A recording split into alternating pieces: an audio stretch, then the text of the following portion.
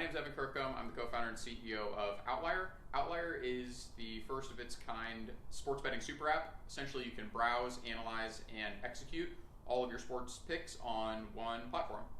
So I'm going to talk a little bit today about Outlier's growth story, what's worked for us, what hasn't, and I'm just going to hop right in. So one thing that we found early on is we had to kind of go where our community is. What we found is that sports bettors primarily populate commune in two places. One is Discord, the other is Twitter, specifically #gambling Twitter. So we decided to kind of meet our customers there and ultimately put Outlier in front of them on those platforms that they've already chosen to opt into. One thing that I'm going to show today is actually what we spun up, which is our Discord bot. And essentially what the Discord bot is, it pings Discord servers about 3 hours before a game tips off, for the NBA in specific. 3 hours before the game tips off, and it shares betting insights with the entire server, the entire Discord server. So that's actually what I'm going to show you today. This is one of what I would consider our growth hacks, and the reason I consider it that is because one, it's free for us outside of the dev time required to build the bot. It meets the community where the community is on these Discord servers, and it actually provides value to them immediately. So what I'm showing you here is a Discord server. This is actually the SGPN, the Sports Gambling Podcast Network. You can see they've created a channel for us called Insights Bot. And essentially what we've done here is we've said, a few hours before tip-off, or in this case before kickoff, we're going to drop some sports betting insights on this channel. So what we're looking at here is the Chiefs and Eagles Super Bowl. So what were some cool insights? And actually, I guess we have we've got the benefit of hindsight to see if these actually hit.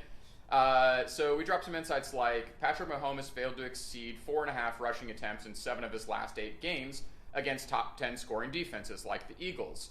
What's interesting too is we show you, okay, that prop bet, Mahomes failing to exceed 4.5 rushing attempts, is available on BetMGM, it's available on Caesars, it's available on DraftKings, and in fact, with just one click, you can add that to your DraftKings app and actually execute the bet.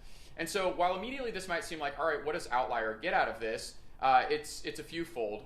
Primarily, we get massive brand identity, right? So if this is useful to one of the 20,000 members in this Discord, then they immediately attribute that value to Outlier, and they start wondering, what else does Outlier have for me, right? So then they end up navigating to our app and download it and begin paying. So this is what we've actually gotten really great feedback on the Discord bot, and it's interesting to see people using this and kind of proliferating it.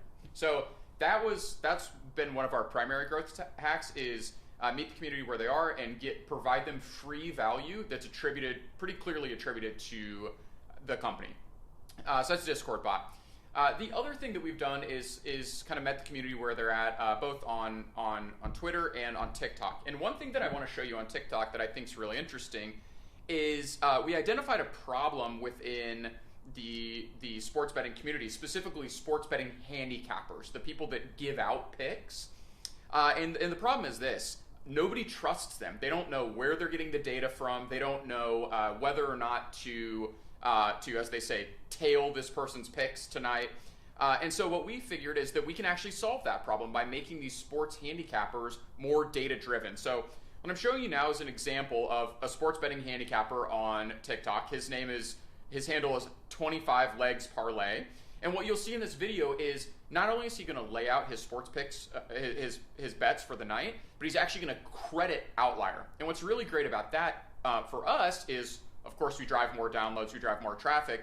But what's great for him is all of a sudden he seems like a more, or in fact is a more reputable and kind of smarter sports bettor. So let me play this video.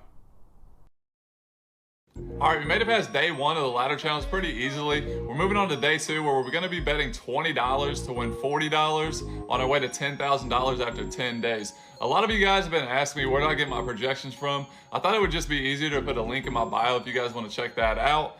And these are the best bets that I have for day number 2. My first bet is gonna be Norman Powell to just get 10 points. He's gotten over 17, 80% of the time in his last 5 games. My second bet is going to be Kawhi Leonard to just get 4 rebounds. Third bet, Jaylen Brown can get 4 rebounds. Fifth bet is going to be Westbrook to just get 10 points. He's gotten over 13 80% of the time in his last 5 games. Embiid to get 25. I have him projected for 34. And Claxton to just get 10 points. He's gotten over 17 points 100% of the time in his last 5 games. So what you can actually see there is that not only is the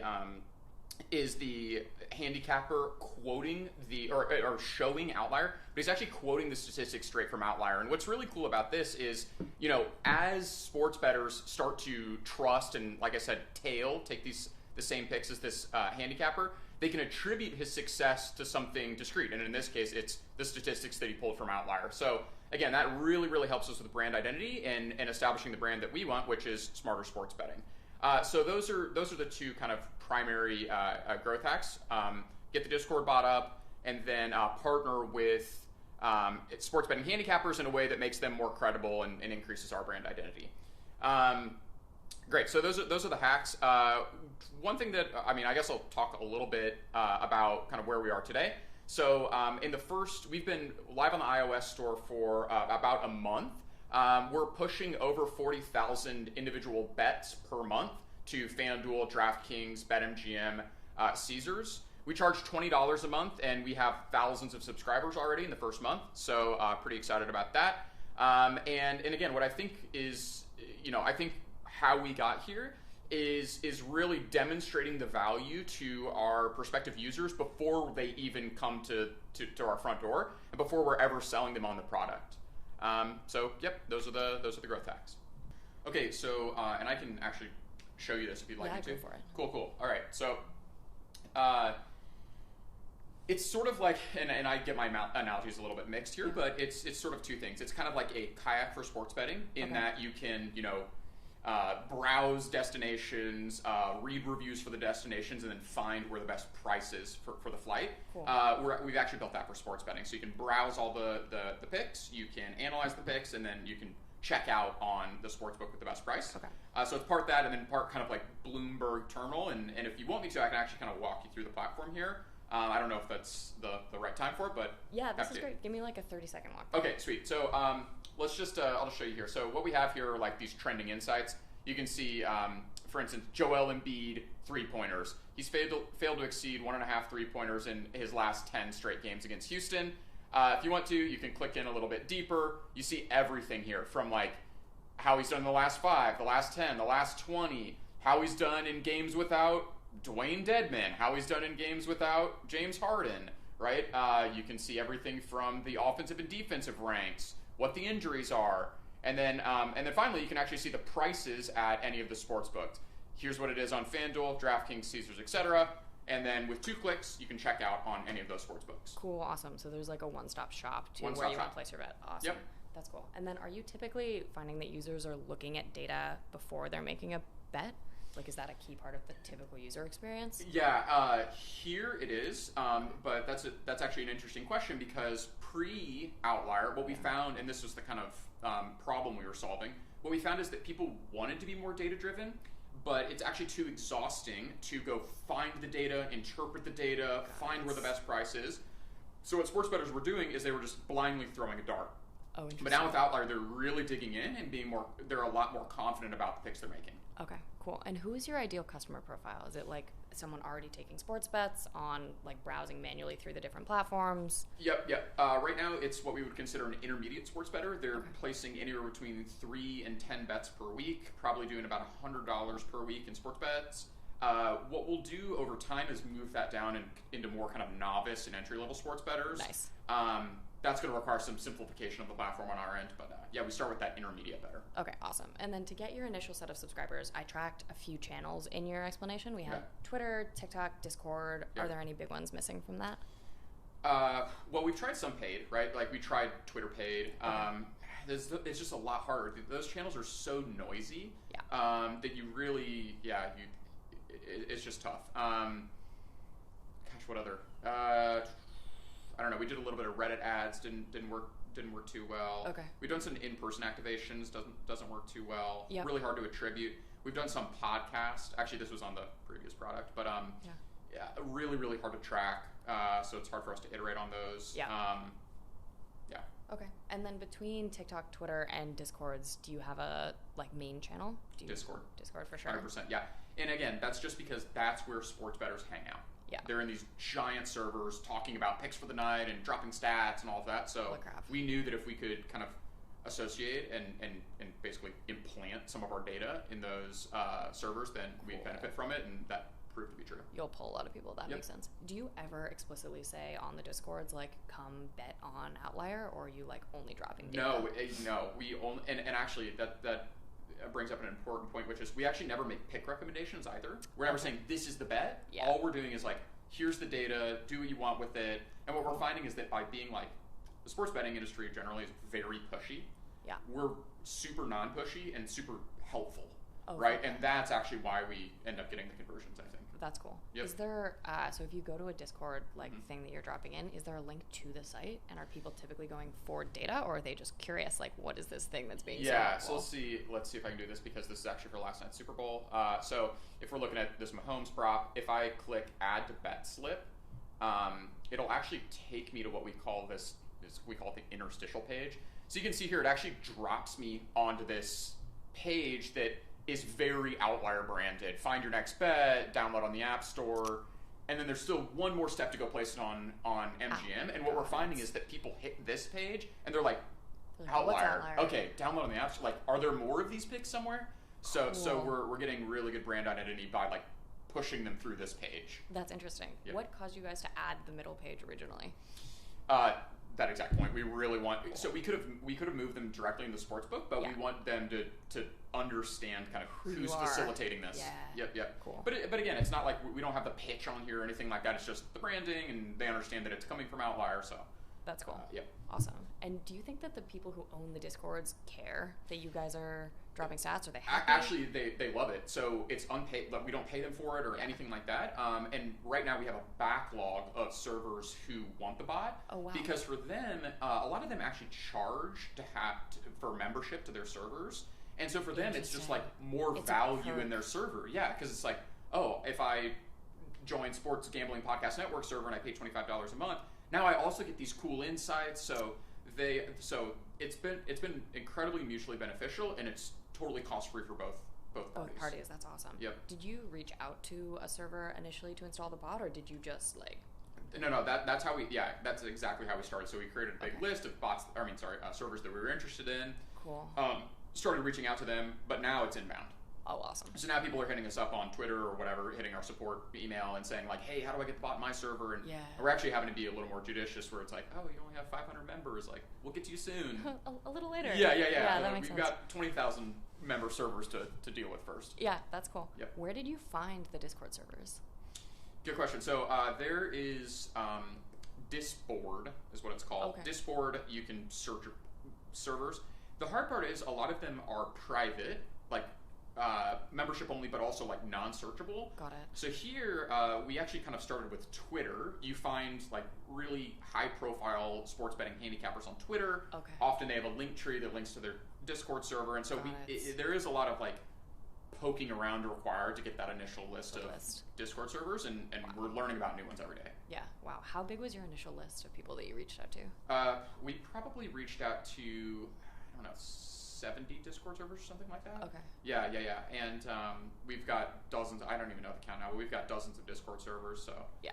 So the hit rate wasn't super high to begin with, but like I said, now it's inbound. So we're that makes sense. Yeah, we're backlogged. What was the initial conversion rate? If you sent out 70 emails, how many responses did you get? How many of those were interested? Okay, so best guess. Best guess. Yeah, okay, best guess. Of the 70, we probably got responses from 30. Okay. We probably converted 10 or 12 of those. That's pretty good. Yeah. That's awesome. And there's a little bit of a sell cycle there too. We have to set them up on a call with engineering, and then and there's some drop off there, but we're getting a lot better now. We have it almost entirely self-serve, minus with the exception of the very last step where we still have to put you in contact with engineering and get it set up. That makes sense. What was the sales call? Did you do a sales call for that? What did you say? Yeah. So and this is a point that I didn't know when I'd make it, but I wanted to make, which is rather than actually pitching them on the bot, what I did, and this is good for the business at large, was I'd get on the call with the handicapper, and I'd actually be asking them for feedback about the Outlier product more generally. Wow. Because they're influential, and I want to build the product for the customer, and this is like our ideal customer, some big handicapper that has a bunch of people following him and listening to him.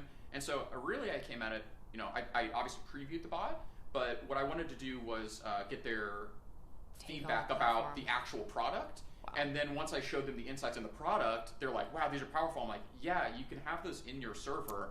And so that's what ended up kind of converting them. It wasn't as direct sales as you might think. Yeah, that makes sense. When you sent out the initial emails, were they just feedback emails? Like, hey, we have this cool product, I'd love to get your thoughts? Pretty much, yeah. Wow. Yeah. And actually, that's what we're doing across the board. I'm almost never, sometimes I still do like one-on-one kind of sales, just even to get like a single user, if they're a bigger fish. But I never am like, hey, download the app, pay us, whatever. I'm almost always saying, hey, I'll give you free access to the app. I just want your feedback on this. Like, I want to build it for you. And what we're finding is that if, not everyone's in the app building game, right? Yeah. And so you talk to these sports bettors, and they get really amped about, wait, you're going to build the product for me? And I'm talking to a founder that has, I don't have technical expertise, but the team has technical expertise. Yeah. And, next week my suggestion is incorporated in the app. That's super cool. Yeah. And so, I'm always it's all about feedback. It's never really about sales. Cool. That's awesome. Yep. Okay, so you mentioned that you found the Discords mostly via link trees from handicappers' Twitters. Yep. How did you find the handicappers on Twitter? Is that the gambling hashtag? Yes. Okay. Hashtag gambling Twitter. That's kind of where where the entire gambling Twitter congregates. And then from there you can just kind of see follower counts. There's another tool that we used originally called SparkTuro. Okay. SparkTuro helped. It basically shows. It's kind of like who follows who, so you can see like spheres of influence on Twitter. Yeah. So we used that to kind of figure out who the main players were. Wow. But then honestly, just like being a part of the community, I've now learned who's who and who the main people are. Yeah, who the main people are, and we get people springing up all the time. But and I'm still learning. But now it's just industry expertise that I've developed. That's cool. Yeah. And then what size handicapper are you typically going for? Small follower count, medium? I'd say probably sweet spot is maybe 20,000 followers. Okay. Yeah, and how does that convert into a number of people in their Discord? It depends, because sometimes handicappers might not actually be the Discord owner. Got it. They're just a contributor to the Discord. So it's not always one-to-one. I see people with 20,000 followers on Twitter that are contributing to a 1,000-person Discord server. Sometimes the handicappers have actually teamed up. So you'll see a bunch of there's one, for instance, called Only Parlays, and they have I think 10 or 12 different Twitter personalities that all contribute on one Discord server with 20,000 members. That's cool. Yeah. That makes sense. And then did you target people with 20,000 followers just because of likelihood of responding, or? Yeah, it's kind of where we figure once we get over even today, once we get over that mark, then we kind of get I don't know, the response rate really goes down, or they're immediately looking for a paid opportunity, and I'm that's just not really how it works for us, and but it's crazy. I mean, we've graduated into 20, 50, 60,000 follower count handicappers now, but to begin with, it was we can get someone with 1,000 or 2,000, but people know about Outlier now, and gambling Twitter is pretty onto it, so that's cool. I've been able to reach out to bigger people every week. Yeah, that makes sense. Did you try reaching out to smaller people originally and just find that they didn't have Discords or they didn't have a big enough following? Yeah, I reached out to smaller handicappers and bettors originally, not even for the purpose of Discord, but just to get that feedback. Totally. And also, those people, because they aren't greedy and they aren't getting the big contracts yet, they're way more willing to engage with me. Yeah. And so I get really good feedback and constant feedback, and I've got a number of those people on text now. They'll text me and say, hey, they've actually started functioning kind of as our QA team. Where they'll be like, hey, I saw that this stat was here, that's not correct. It's oh, great, thanks, we'll fix it. Oh, that's amazing. So now we've kind of got an outsourced free QA team almost by having included these folks. That's awesome. Yeah. And then do you guys post on Twitter separately from following the handicappers to the link trees to the Discords? We do. So So the same insights that you see on Discord, we actually have spun up a couple different Twitter accounts. So one's called like Bet Insights NBA, and it's a stream of those insights just auto posting. Oh, that's super cool. So you can follow that. So I can like follow Bet Insights. Bet Insights NBA. Okay, cool. Awesome. So that's another way to do that. Do you reply spam, or are you basically just only posting on your own account? Bet Insights. We're trying to like engage authentically. So if we, anyone that shouts us out, we'll give it a like. We might retweet it. It depends on kind of what the content is. Awesome. We're not as active as honestly we should be on Twitter right now. Okay, interesting. On Twitter, is the strategy roughly the same? Like share analytics, cause people to think that there's value. They click through to those intermediate pages. Exactly. Okay. Yep. Cool. And what's good for us is so part of the way we get compensated, or well, part of the way we should be getting compensated. I have deals with the sports books. Right now they pay me per new better that I originate. Cool. What I want to ultimately do is get them to pay me per bet. And I just don't quite have that leverage yet. But what's really interesting about the Discord bot is, and Twitter Insights bot and everything like that, is anytime someone clicks through and places a bet, we can record that. And so we know that like last month we pushed FanDuel 40,000 plus bets. Oh, interesting. And so eventually I'll be able to go to FanDuel and be like, hey, pay me per bet because I just sent you 150,000 bets last month. Yeah. Yeah. So building that volume is important to me too. Totally. And then TikTok, how is the user who's on TikTok different than the user who's on Twitter or on Discord? So I think they're a little more of a casual bettor. Okay. They're a little bit younger. They're more of, they fit a personality that we call the tailer. So again, when you tail someone in betting, it means you look at the handicapper, you see what bets they're making for tonight, and you're like, I'm taking those exact same bets, and I'm not really doing any research. I'm just, I trust that guy. I trust done. you.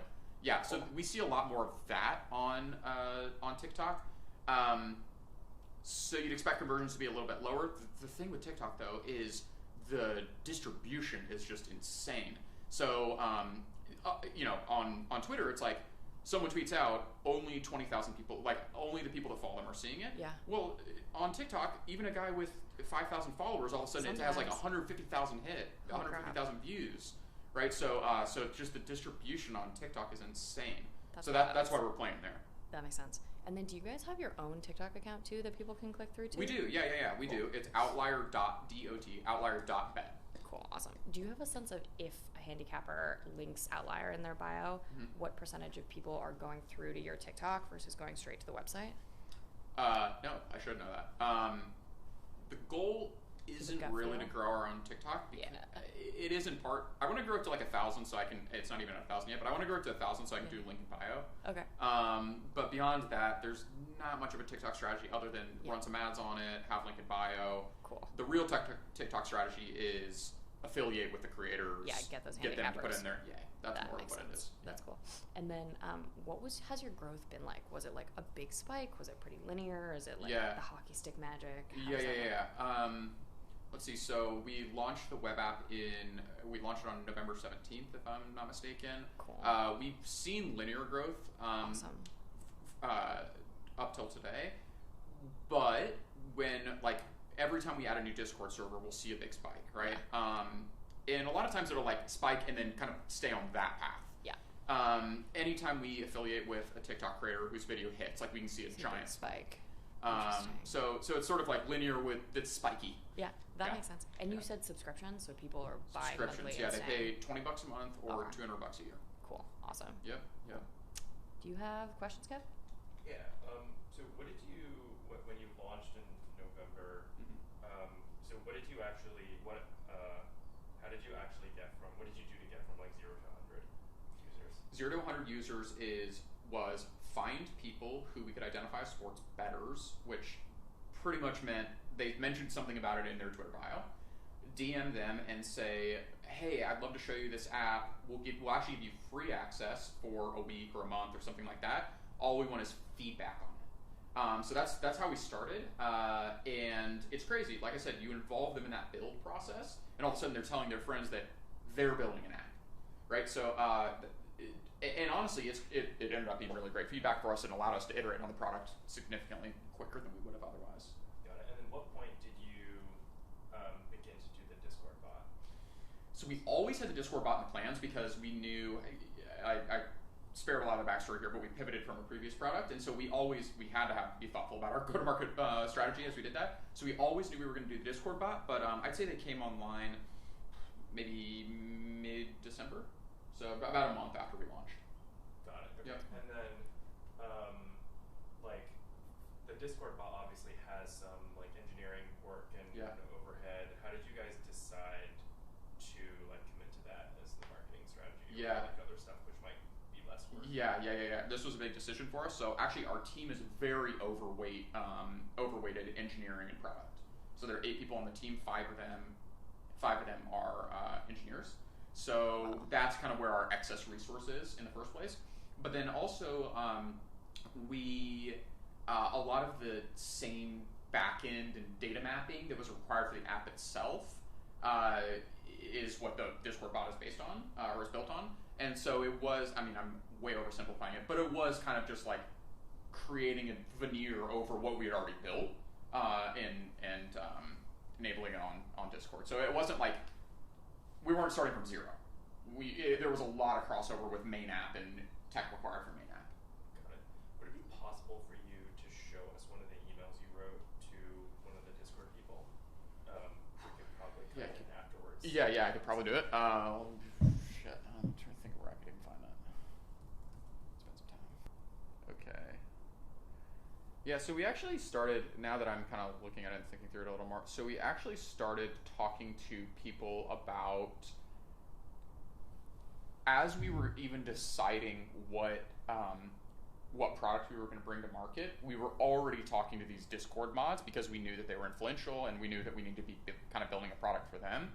So one email I have here is to this group. Actually, I'll show you this one. To this group that we actually partner with called Devon's Bookie, and so this is me just saying like, hey Rohan, my colleague Tristan Schneider connected with you a few months back about development of our sports betting Discord bots, and actually what I'm not saying here is, and development of the Outlier app proper, whatever. I'm actually just talking about the relevant piece. We're now officially rolling out those bots and in the process of installing them in some kick-ass sports betting servers.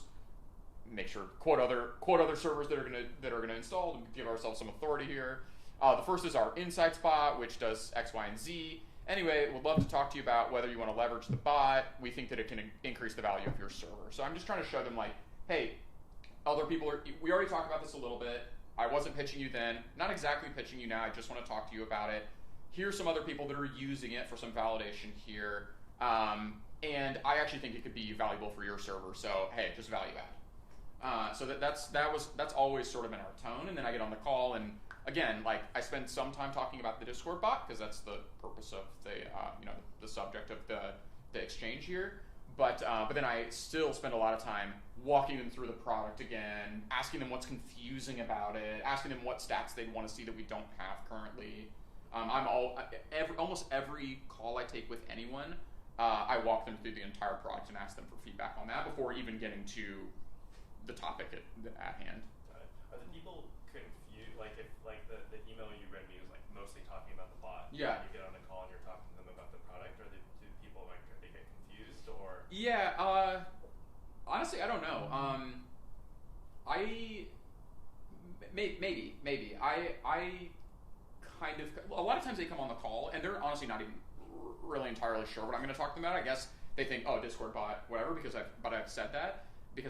But a lot of times, like when we get on the Zoom call, I already have Outlier pulled up and I'm sharing screen on it, and I start by saying like, hey, when's the last time you checked out the product? And they'll always fumble around. They're like, well, I downloaded it, but I right. It's like, okay, you haven't even really looked at it, so that's fine.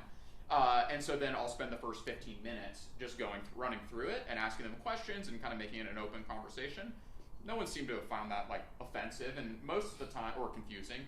And most of the time, they give me a couple pieces of feedback, and then I go back and I say, hey, this insights section that we were talking about in app, I can put that in your Discord server. And at which point they've already gotten hype about it. They've already probably suggested something, and then we talk about putting it in their server. And then how often are the Discord people like, hey, this seems like this is promotional to your app, like promotions cost this much?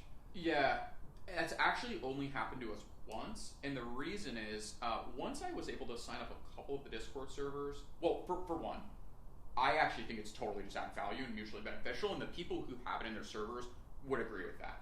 But to your point, there have been a couple people that haven't really seen the Discord bot, or they think, it's just going to be promotional, and so they immediately hit me with, no, you pay me to put this in there. But once I started signing up some Discord servers for free, then I had that proof where I'm like, look, it's in these servers that are larger than yours, and we're doing it in just like a completely mutually beneficial way with no cash exchange. And oh, by the way, let's look at some of the reviews from their users who were saying, this thing rocks, I love it, I took all of the insights last night and I won $500. Right? So it's I try to start demonstrating that. I try to demonstrate that value by example. And how do you respond to those people who are like, you should pay me? A lot of times I just kind of just like I did to you, which is, hey, other people are finding a value. It's totally value add for your server. Your members are going to love it. One thing that they're concerned about is a lot of these Discord servers, they have deals with the sports books where they get paid per new better, and so they're worried that I'm going to like chip away at that, as they call it, the CPA affiliate fee. But we don't have any of that tech laid out in it, so I sometimes I have to disabuse them of that notion that like somehow I'm going to take away from their CPA fees. Yeah, I don't know. I think it's just like, hey, look, this thing's valuable. If you don't want it, you don't have to have it. But the other thing too is because a lot of servers are starting to have our Discord bot now. It's almost like table stakes. It's like someone's going to come into your Discord server. You're expecting them to pay for it, and you don't have the insights. Like now, your server is less valuable than your competitors. Zooming back a bit to the sort of how you went from 0 to 100. Yeah. I'm curious how you knew someone was a good fit to be an early feedback giver. Yeah. Like, are you finding them on Twitter? Yeah. Again, what size? Are there like personality traits you're looking for? Yeah. Maybe a counterintuitive answer, but I didn't care. I was just like, you sports bet? Awesome. Now I'm going to try to find out more about you so I can like place you. Segment you, yeah. Yeah, so it's like, okay, are you a novice, are you an intermediate, are you an expert? Like, Cool. those are some kind of rough categorizations, but I didn't really care. Like, feedback's feedback, and I can do with it whatever I want. What you want. Yeah, for me, it was like, can I book 10 calls in the next 2 days? Cool. Right? And then I'll get feedback from all of them, and I'll decide what to do with it and qualify it or whatever, but just volume. That's huge. Just kind of spray and pray, and a few of those people, or not even a few, a bunch of those people have turned into not just users, but evangelists, because they're like, oh, we were here when they were just talking about it as an idea, and now it's this really sweet app. Like, I don't know, I feel like I'm in on the ground floor. Yeah. So, we've turned those folks into evangelists. Yeah, that's awesome. And how were you finding them? Was that in-person events? Was that cold outreach? Was that... Totally cold. Wow. Totally cold. Interesting. Twitter cold. I mean, I was just, pinging a ton of people with the same form message. I mean, you're going to get shut down. A lot of people are like, totally not going to respond. But actually what's cool now is I'll go back through those Twitter DMs to people who never hit me up. And this is also another thing I wanted to bring up is like this idea of building in public. Yeah. So now I hit them all up and I'm like, oh, by the way, like we have the app. It rocks. You should check it out.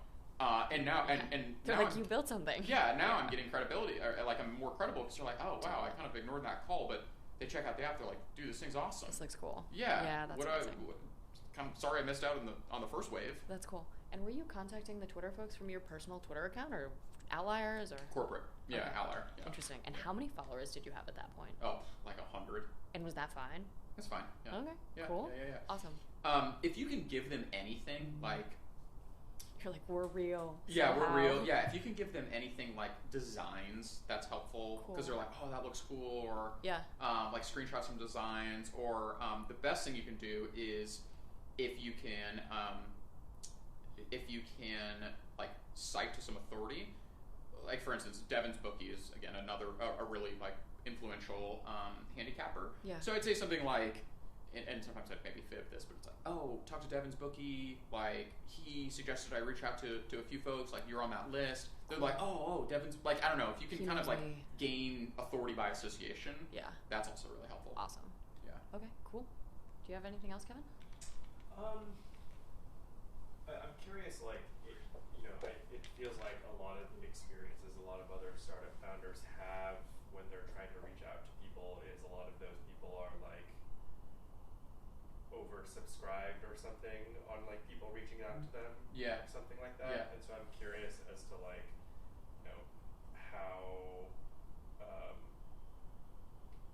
like, yeah, I'm just wondering if you have any thoughts on, you know, what would be helpful to those people, or like how you knew, you know, like in this particular space that like reaching out to people and like developing the relationships would be so effective. Yeah. Other than trying to demonstrate value right off the bat, trying to appeal to authority right off the bat, I don't really have any secrets for how, like, I cut through the DM noise and was able to talk to them.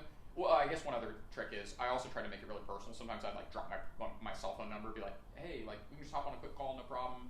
Like, just let me know. But other than that, I don't really have any tricks there. The harsh reality is it's just a giant grind. And like Twitter allows you to send 250 DMs a day. I'd max it out every day. Holy crap. Yeah, so just max it out.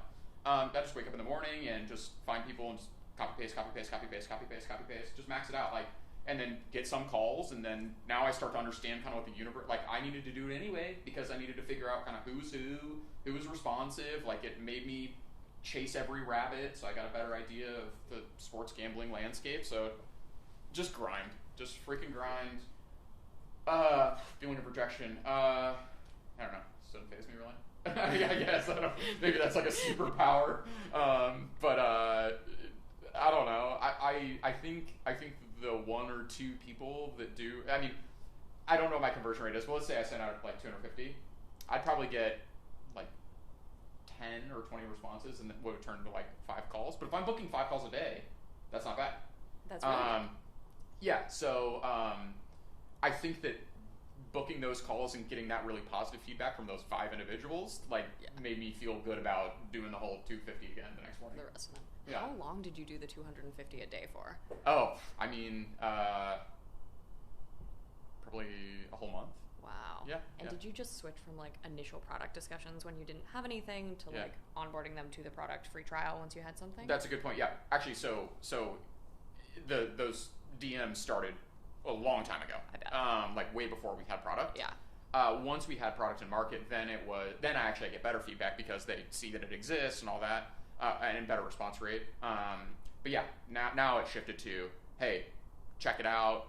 It's a 7-day free trial. Like, you can use it. Honestly, what I'm interested in is your feedback. So go check it out. And then what we're finding is then those people convert. So it's actually kind of a good one-to-one sale. That's great. But I haven't done the DMing in a while. I honestly should go back to, because one thing that I'm afraid of with our company right now is, now that we're growing and we have like predictable growth or semi-predictable growth, I've laid off of the feedback.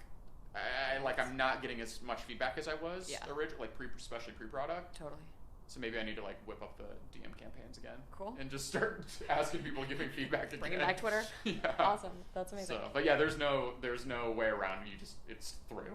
Hey guys, thanks for listening. Again, my name is Evan Kirkham. The product is called Outlier. You can find Outlier both on web and mobile. On web, you can go to outlier.bet. On iOS, you can just search out Outlier in the App Store. Find us on all socials, Outlier.bet. And reach out, give us some feedback, book one of those calls with me, and let's talk sports betting.